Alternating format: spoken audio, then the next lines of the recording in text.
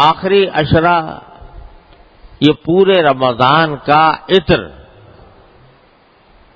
اس کا نچوڑ، خلاصہ، یہ آخری عشرہ، آخری 10 دن یا 9 دن جتنے بھی نصیب ہوں. جیسا میں پہلے بھی بار بار عرض کر چکا ہوں کہ دن تو ظاہری دیکھنے میں سب برابر، راتیں دیکھنے میں سب برابر، سورج اس میں بھی نکلتا ہے، اس میں بھی غروب ہوتا ہے، اندھیرا اس میں بھی ہوتا ہے، اس میں بھی ہوتا ہے. لیکن کسی خاص دن یا کسی خاص رات کو جب اللہ تبارک و تعالی اپنے فضل و کرم سے یہ فرما دیتے ہیں کہ یہ میری ہے، یہ میری ہے، میرے رحمت کی ہے، میرے انعامات کی ہے، تو وہ رات اور وہ دن دوسرے دنوں اور راتوں پر سبقت لے کر خدا جانے کہاں سے کہاں پہنچ جاتے ہیں. تو یہ 10 دن جو آنے والے ہیں اور خاص طور سے اس کی 10 راتیں، یہ پورے رمضان کا عطر ہیں. اور اگر بالفرض ہم نے 18-19 دن جو ہیں، 20 دن وہ غفلتوں میں گزارے ہوں، اور فرض کرو کہ رمضان کی ساعتوں سے جو فائدہ اٹھانا چاہیے تھا وہ اٹھا نہ پائے ہوں، تو اللہ تعالیٰ نے یہ 10 دن دے رکھے ہیں کہ چلو اگر اب تک کچھ نہیں کیا تو ان 10 دنوں کے اندر میرے پاس آ جاؤ، ان 10 راتوں میں میرا قرب حاصل کر لو. اللہ تبارک و تعالیٰ نے یہ 10 دن بڑے عجیب رکھے ہیں.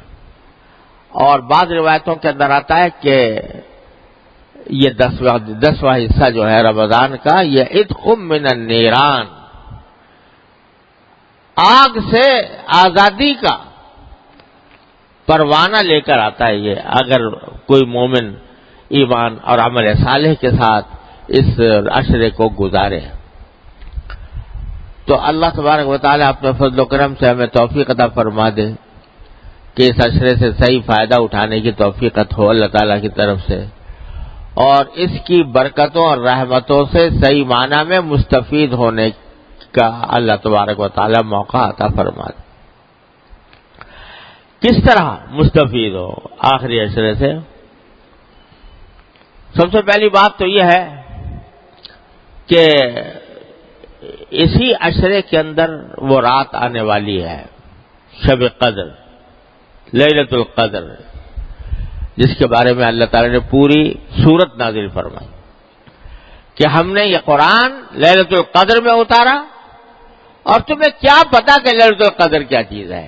یہ ہمارا اللہ تعالیٰ تبارک و تعالیٰ فرما رہے ہیں، تم کیا جانو لیلۃ القدر کیا چیز ہے؟ اور تمہاری محدود عقل اور سمجھ کے مطابق ہم اتنا کہہ دیتے ہیں کہ یہ رات 1000 مہینوں سے زیادہ بہتر ہے. کیا سمجھو گے تم اس کی حقیقت کو؟ اپنی اس محدود عقل سے، محدود سمجھ سے کیا سمجھ سکتے؟ لہذا تمہاری سمجھ میں لانے کا ایک جو آسان تمہاری سمجھ میں آ جائے اتنا بتا دیتے ہیں کہ 1000 مہینے سے بہتر ہے، 1000 مہینے سے بھی بہتر. اور عربی میں جو لفظ استعمال فرمایا خیر، وہ معمولی بہتر کے لیے نہیں آتا، یعنی جیسے 19-20 کا فرق ہو، 20-21 کا فرق ہو، اس کے لیے نہیں کہتے خیر. بہت زیادہ، جب ایک چیز دوسری چیز سے بہت بہتر ہو تب کہتے ہیں خیر. تو خیر من الف شہر کے معنی 1000 مہینے سے بھی بہت بہتر. کتنی بہتر؟ کتنی بہتر تم سمجھ نہیں سکتے. لہذا تمہاری محدود عقل کے مطابق اتنا کہہ دیا ہم نے کہ 1000 مہینے سے بہتر ہے. کتنی بہتر ہے تمہاری عقل میں پوری طرح آ نہیں سکتا. ارے بھائی، اس اللہ جل جلالہ کی عطا کی، اس کی نعمتوں کی آدمی اگر گنتی کرنا چاہے تو گنتی نہیں کر سکتا، گنتی ختم ہو جاتی ہے.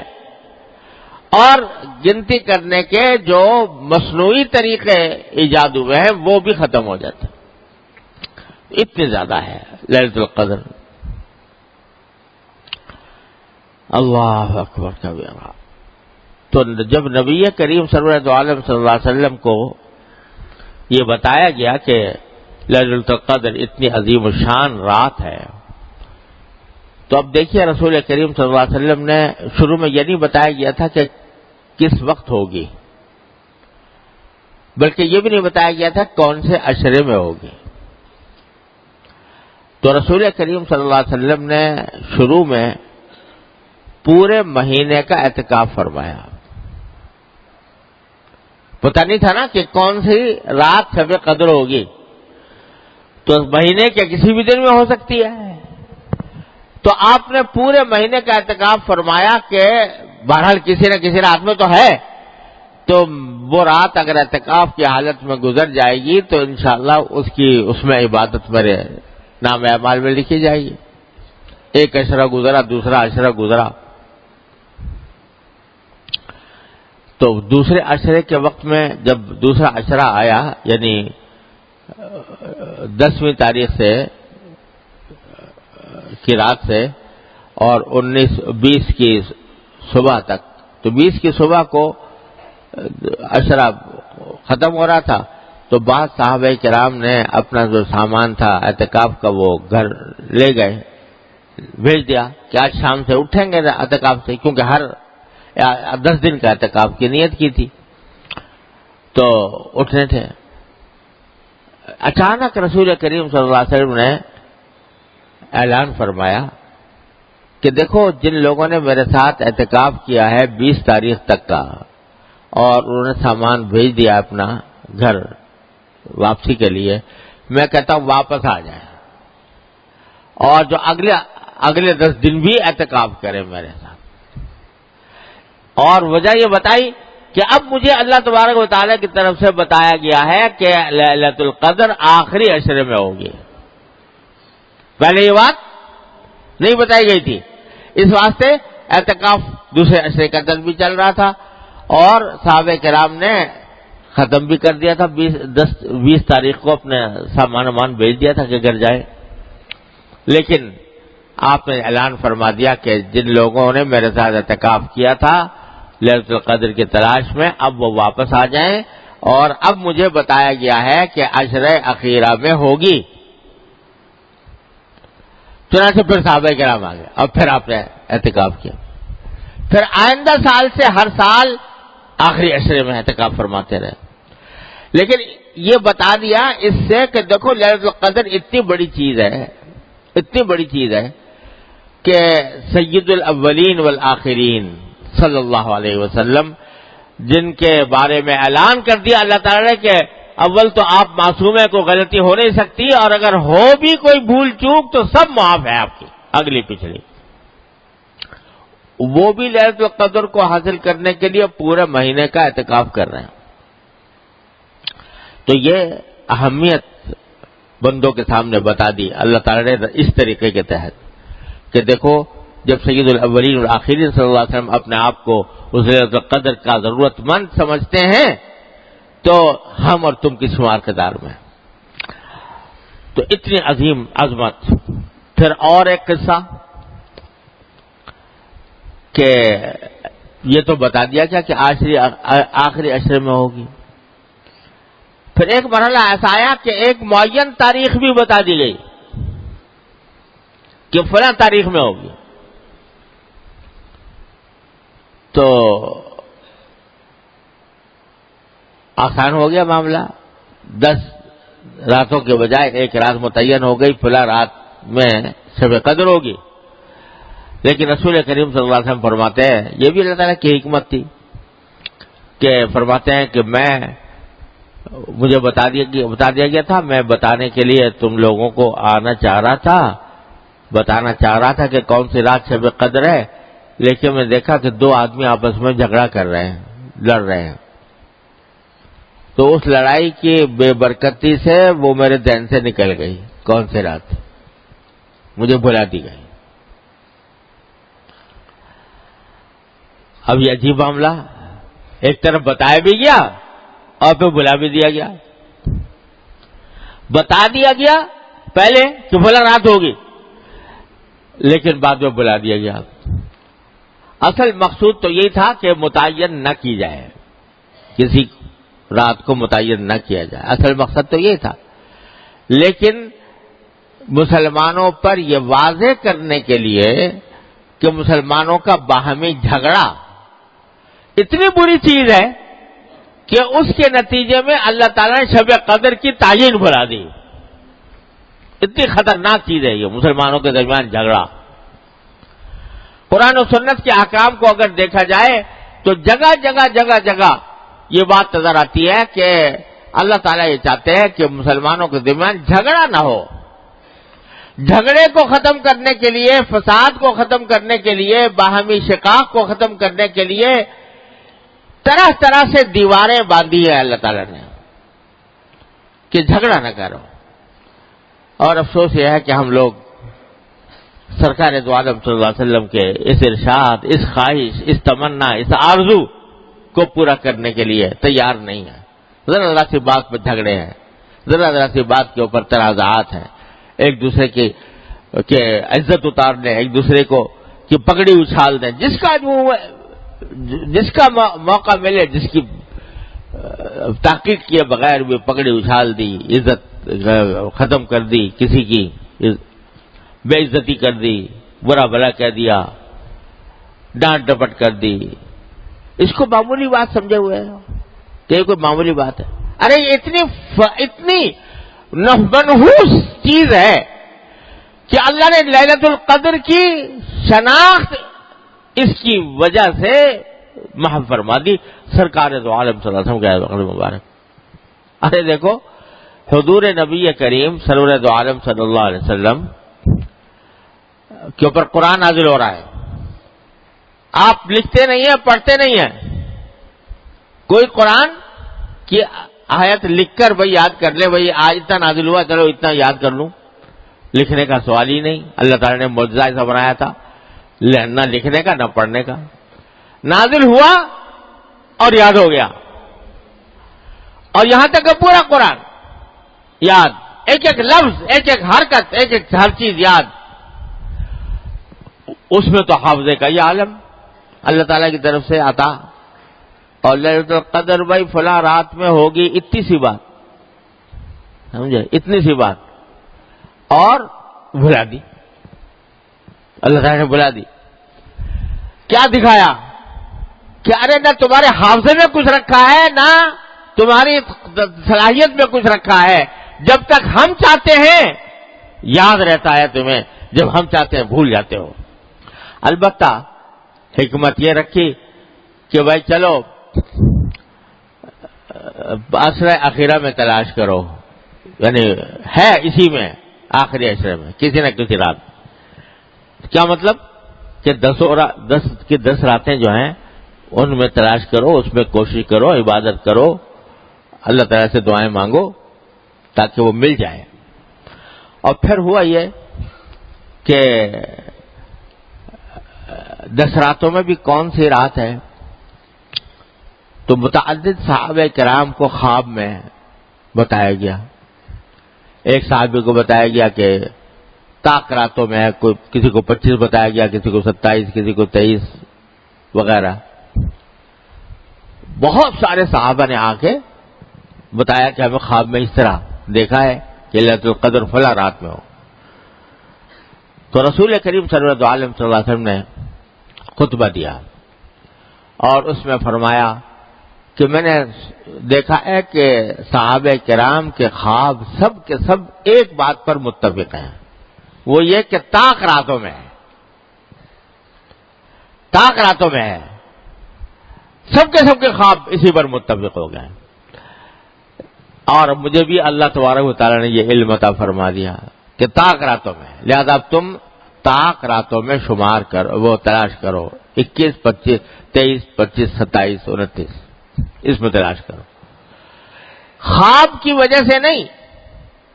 یاد رکھو خواب کوئی شریعت میں حجت نہیں ہوتا، خواب سے کوئی شرعی مسئلہ ثابت نہیں ہوتا. اور جو لوگ خوابوں کی کشف کی بنیاد پر کوئی فیصلے کرتے ہیں وہ دھوکہ دیتے ہیں. حقیقت میں اس کے اوپر کوئی حجت، کوئی شریعت کا فیصلہ دار و مدار اس کا خواب پر، کشف پر نہیں ہوا کرتا. لیکن رسول کریم صلی اللہ علیہ وسلم جب تصدیق فرما دی کہ ہاں وہ یہ ہوگی شب قدر، کائے میں ہوگی؟ طاق راتوں میں. اور پھر رسول کریم صلی اللہ علیہ وسلم نے اپنا خواب بیان فرمایا. صحابہ کرام کا خواب تو حجت نہیں تھا، لیکن نبی کا خواب حجت ہوتا ہے.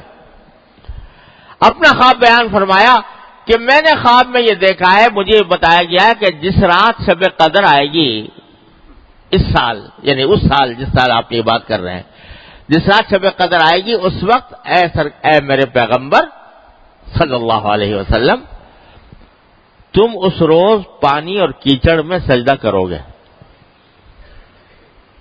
یہ صبح صبح آپ نے اعلان فرمایا کہ جس رات شب قدر ہوگی اس رات تم پانی اور کیچڑ میں سجدہ کرو گے. کیا مانا؟ بارش ہوگی، کیچڑ ہو جائے گا مسجد کے اندر اور تم اس میں سجدہ کر رہے ہوگے. یہ صبح کا وقت ہے 20 تاریخ کا، 20ویں رمضان کا. اس وقت آپ نے اعلان فرمایا. صحابہ کرام فرماتے ہیں پورا آسمان صاف پڑا ہوا تھا، کوئی بدلی کا ٹکڑا بھی نہیں تھا. شام کو جب وقت شام کا آتے چاروں طرف سے گھٹائیں امڈی، بارش برسی، یہاں تک کہ مسجد نبوی کا فرش جو ہے وہ اس میں گیلا ہو گیا. نبی کریم صلی اللہ علیہ وسلم نے جب نماز پڑھائی، آپ نے پیشانی مبارک زمین پر رکھی تو پیشانی مبارک پر پانی اور کیچڑ کے آثار نظر آ رہے تھے. اور یہ جو فرمایا گیا تھا کہ تم پانی اور کیچڑ میں سجدہ کرو گے، وہ رات میں یہ منظر نظر آ گیا. پتہ چل گیا کہ یہی رات شب قدر تھی. وہ تھی 21ویں شب. 21ویں شب کو یہ واقعہ ہوا. پھر اس کے بعد رسول کریم صلی اللہ علیہ وسلم نے مختلف راتوں سے مختلف احادیث مروی ہیں، لیکن ساری روایات کو مد نظر رکھ کر بزرگوں نے جس بات کو صحیح قرار دیا ہے، راجح قرار دیا ہے، وہ یہی ہے کہ کسی ایک رات میں متعین نہیں ہے. کبھی 21 میں ہوگی، کبھی 23 میں ہوگی، کبھی 25 میں ہوگی، کبھی 27 میں ہوگی، کبھی 29 میں ہوگی. کسی سال کسی رات میں، کسی سال کسی رات. تو بھائی یہ اللہ تعالیٰ کی نعمت آنے والی ہے، اس کو فضول ضائع کرنے سے بچانے کی ضرورت ہے. کیا کریں اس میں؟ رات کے وقت میں جاگنا جتنا ہو سکے. اس جاگ کر اس کو میلے ٹھیلوں کی نظر نہ کرو خدا کے لیے کہ چراغاں ہو رہا ہے اور جلسے ہو رہے ہیں اور تقریریں ہو رہی ہیں اور تقریب ہو رہی ہے اور دعوتیں ہو رہی ہیں اور دیگیں چڑھ رہی ہیں اور برتن کھنکھنا رہے ہیں اور اس کا انتظام ہو رہا ہے. ساری رات ضائع ہو گئی اسی میں. ارے بھائی یہ اللہ تعالیٰ کی نعمت ہے. یہ ایسی رات ہے کہ اس میں بندہ ہو، اس کا اللہ ہو. بس کوئی تیسرا حائل نہ ہو بیچ میں. بندہ اور اس کا اللہ. بس آپس میں براہ راست رابطہ قائم کرو. کس طرح کرو؟ کہ نفلیں پڑھو، سجدے لمبے لمبے کرو، قیام لمبا کرے. جتنی اگر لمبی صورتیں یاد ہیں لمبی صورتوں والی نماز پڑھو، اور لمبے قیام، لمبے رکوع، لمبے سجدے. اور اس سجدے میں جو نفلوں کے سجدے ہوتے ہیں اس میں جتنی چاہو دعائیں کرو. عربی والی دعائیں جو قرآن کی دعائیں ہیں یا نبی کریم صلی اللہ علیہ وسلم کی جو دعائیں مناجات مقبول وغیرہ میں لکھی ہوئی ہیں، وہ جتنی یاد ہو وہ پڑھو. اور کچھ نہیں، جتنی بھی یاد ہو، جو بھی یاد ہو، جو دعا یاد ہو. سجدے کی حالت میں، نفلوں کے سجدے کی حالت میں جو دعا کی جاتی ہے بڑی اللہ کے ہاں سیدھی پہنچتی ہے. کیونکہ سجدے سے بہتر کوئی وقت نہیں ہے جس میں بندہ اپنے اللہ کا قرب حاصل کر رہا ہو. سب سے زیادہ قرب بندے کو سجدے کی حالت میں ہوتا. تو اس وقت میں جو مانگو گے قریب ہو کے وہ انشاءاللہ اللہ تعالیٰ کے ہاں پڑھے. اور قرآنی دعائیں ہیں، لوگوں کو کچھ، ہر مسلمان کو کچھ نہ کچھ یاد ہوتی ہیں. ربنا آتنا فی الدنیا حسنہ، اور کچھ نہیں تو، اور رب اغفر وارحم وانت خیر الراحمین وغیرہ وغیرہ. تو وہ دعائیں بھی کرتے رہو. لمبے قیام، لمبے رکوع، لمبے سجدے جتنے بھی ہو سکے. اور جتنی نفلیں زیادہ، سب سے افضل کام تو یہ ہے نفلیں پڑھنا. اور اگر چاہو تو تلاوت، قرآن کریم کی تلاوت، کیونکہ لمبا قیام نہیں کیا جا رہا، زیادہ لمبی صورتیں یاد نہیں ہے، حفظ نہیں ہے، تو لمبا قیام کیسے کریں؟ تو جتنا قیام اور رکوع سجدہ کر لو، اس کے بعد پھر قرآن کریم کی تلاوت، اس میں لگو وقت. سارے ذکر اذکار میں سب سے زیادہ افضل ذکر قرآن کریم کی تلاوت، اس سے زیادہ افضل کچھ نہیں. ایک ایک حرف پر 10 نیکیاں، ایک ایک حرف کی تلاوت پر 10 نیکیاں. اور رمضان میں 70 بڑھا دو اس کو تو کتنی 700 ہو گئی. اور پھر شب قدر میں اللہ اکبر، اس کی کوئی حساب ہی نہیں، کوئی گنتی ہی نہیں. خیر من الف شہر. تو اس واسطے تلاوت جتنی ہو سکے وہ کرو. اور تیسرا کام یہ بھائی دعائیں مانگو، دعا مانگو، اپنے پروردگار سے لپٹ جاؤ، لپٹ کے دعائیں مانگو، مچل کے مانگو. ہر حاجت اپنی اللہ کے سامنے پیش کرو. اور وہ کریم کی بارگاہ ایسی ہے کہ ہر مانگنے پر، ہر دعا پر بھی تمہارے لیے نیکی لکھی جا رہی ہے. جو مانگ رہا ہے وہ ملے یا نہ ملے، لیکن جو دعا مانگی، ہر دعا عبادت، ہر دعا نیکی. چاہے اپنے دنیاوی مقاصد کے لیے مانگ رہے ہو، یا اللہ مجھے صحت دے دے، یا اللہ میرا قرضہ ادا ہو جائے، یا اللہ میرا مکان بن جائے، یا اللہ مجھے سواری اچھی مل جائے، یا اللہ میری اولاد کو ترقی ہو جائے، یا اللہ مجھے روزگار میں، یہ ساری دعائیں جو کر رہے ہو، ہر دعا عبادت، ہر دعا نیکی. تو دعاؤں کی کثرت. اور ہم اور آپ کیا مانگیں گے؟ دعائیں مانگنا بھی نہیں آتا. مانگنا آتا ہے اللہ میاں سے کس طرح مانگنا چاہیے، مانگنا بھی نہیں آتا. وہ مانگنا بھی سکھا گئے نبی کریم سرور دو عالم صلی اللہ علیہ وسلم، وہ بھی وہی سکھا گئے. تو اس کی آپ کی مانگی ہوئی دعائیں، مناجات مقبول، الحزب العظم، اور پتہ نہیں کتنی کتابیں چھپی ہوئی ہیں جس میں رسول کریم سرور دو عالم صلی اللہ علیہ وسلم کی مانگی ہوئی دعائیں ہیں. وہ ایسی دعائیں ہیں کہ ہمارے آپ کے تصور میں بھی نہیں آ سکتی تھی، جو سرکار دو عالم صلی اللہ علیہ وسلم سکھا گئے. دنیا اور آخرت کی کوئی بھلائی ایسی نہیں ہے جو آپ نے مانگ نہ لی ہو. ہمارے تصور میں بھی نہیں آ سکتی تھی جو سرکار دو عالم صلی اللہ علیہ وسلم نے ہمیں مانگ کے بتا دی. یہاں تک مانگ لیا اللہ میں نے، حضور اقدس صلی اللہ علیہ وسلم نے، کہ یا اللہ خشکی میں، سمندر میں آپ کا کوئی بندہ، کوئی بندی جو بھی کوئی دعا مانگ رہا ہو، جو چیز اچھی اس نے مانگی ہو، اے اللہ میں بھی اس کا محتاج ہوں، وہ مجھے بھی دے دے، وہ بھی مجھے دے دے. اس سے زیادہ اور کیا مانگے گا کوئی آدمی؟ یہ بھی مانگ کے بتا دیا کہ یا اللہ آپ کے نبی کریم صلی اللہ علیہ وسلم نے جتنی دعائیں مانگی، جتنے کام، جتنی اچھائیاں مانگی، یا اللہ وہ سب میں مجھے دے دے. جتنی برائیوں سے نبی کریم صلی اللہ علیہ وسلم نے پناہ مانگی، اے اللہ میں ان سب کی پناہ میں آپ کی پناہ مانگتا ہوں، اس سے وہ دے دے. کوئی گوشہ چھوڑا نہیں، دنیا آخرت کی بھلائی کا کوئی گوشہ چھوڑا نہیں جو آپ نے مانگا نہ ہو. لہذا وہ دعائیں مانگیں. مناجات مقبول کے نام سے چھپی ہوئی ہے کتاب، اور حضور اقدس صلی اللہ علیہ وسلم کی مانگی ہوئی دعاؤں کی اور بھی کتابیں ہیں، حزب العظم بھی ہے، اور پتہ نہیں کیا کیا ہے. تو وہ اس میں یہ 3 کام ہیں کرنے کے. اور چلتے پھرتے، اٹھتے بیٹھتے، بہرحال انسان کی ضرورت ہے، کبھی اٹھتا ہے، کبھی بیٹھتا ہے، کبھی تو چلتے پھرتے، اٹھتے بیٹھتے کلمہ، تیسرا کلمہ، سبحان اللہ والحمد للہ ولا الہ الا اللہ واللہ اکبر وللہ الحمد. یہ کل چلتے پھرتے زبان پہ ہو. یہ 4 کام ہیں، اس میں گزار دینا. نفلیں، تلاوت، دعا، اور چلتے پھرتے اٹھتے بیٹھتے ذکر اللہ تبارک و تعالیٰ کا. اللہ تبارک و تعالیٰ اس طرح اگر رات گزار لی تو امید ہے اللہ کا شکر.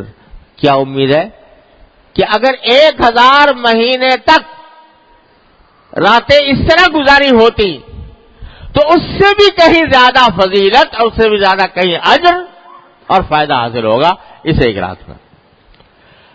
تو چلو بھائی پتہ نہیں ہے کون سی ہے، تو 5 ہی تو راتیں ہیں نا، 21، 23، 25، 27 اور 28. ان 5 راتوں کو اس طرح گزارنے کی کوشش کر لیں. اللہ تبارک، جو لوگ ماشاءاللہ اعتکاف کی نیت میں کیے ہوئے ہیں، اعتکاف کر رہے ہیں، انشاءاللہ ان کے لیے تو بہت ہی عظیم فضیلت ہے کہ سارا وقت ان کا عبادت ہی میں گزرے گا. اگر فرض کرو سو بھی رہے ہوں اعتکاف کی حالت میں تو وہ بھی عبادت میں لکھا جائے گا کیونکہ اعتکاف میں ہے. اس واسطے ان کو تو ہے ہی. اور اگر نہیں اعتکاف تب بھی ان 5 راتوں کے اندر ان کاموں کا اہتمام کر لے. اللہ تبارک و تعالیٰ اپنے فضل و کرم سے مجھے آپ کو سب کو اس کی توفیق عطا فرمائے اور اس کے انوار و برکات سے ہم سب کو سرفراز فرمائے. وآخر دعوانا الحمدللہ رب العالمین. ویڈیو کے نیچے سبسکرائب کے بٹن پہ کلک کریں، بیل کے آئیکن پہ کلک کیجئے تاکہ ہر نئی ویڈیو کی نوٹیفیکیشن آپ کو مل جائے.